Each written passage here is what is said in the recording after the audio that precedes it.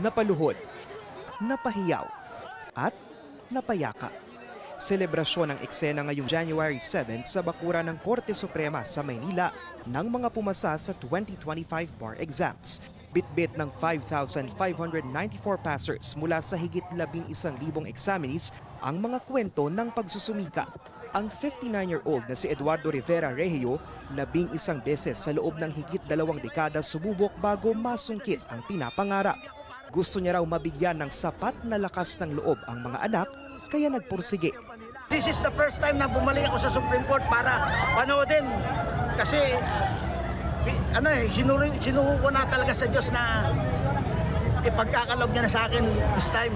Kaya sa mga iba dyan na hindi try lang. Hanggat buhay, may pag-asa. Bagong pagkakataon din ang nakamit ni Saiza Ortiz na pumasa sa exam matapos mabigo noong 2019. At kung bakit hindi siya natinag nito, God's calling, siguro. And duty to the country. Magbo-buffet ako! emosyonal rin ang pasadong si Ezra Solano sa ikatlong pagsubok. At ngayong nakamit na ang pangarap, hindi na lang daw para sa kanyang pamilya ang tagumpay. Magsasaka po yung lolo ko, namatay po siya last year. Inalay ko po yung exam para sa kanya. Para sa mga magsasaka. Para sa inyo po ito. Hindi rin maikubli ang tuwa ng pamilya ni Johan Rafael Gata mula University of Santo Tomas na pampito sa exam. Nakuha niya ang score na 90.9%. Hanggang ngayon, hindi pa rin po makapaniwala. So, ginawa ko motivation is matulungan po yung family ko and syempre makapagbigay serbisyo na rin po sa mga Pilipino. Top notcher sa 2025 exam si Jen Roniel Ray Timola Sanchez ng University of the Philippines na may 92.7%.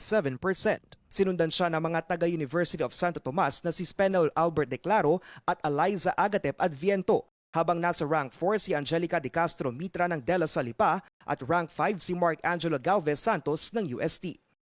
Halos kalahati o 48.98% ng mga kumuha ng bar exams ang pumasa noong 2025. Katumbas ito ng higit 5,000 pangarap na natupad, bunga ng hindi matatawarang sakripisyo, pagpapakadalubhasa at pagpupursige. May mensahe naman si Associate Justice at Bar 2025 Chairperson Ami Lazaro Javier sa mga magiging abogado. The court welcomes you into the legal profession with high hopes that you will bear the privilege of this calling with humility, the weight of its responsibility with resolve, and the trust of the public with unwavering integrity.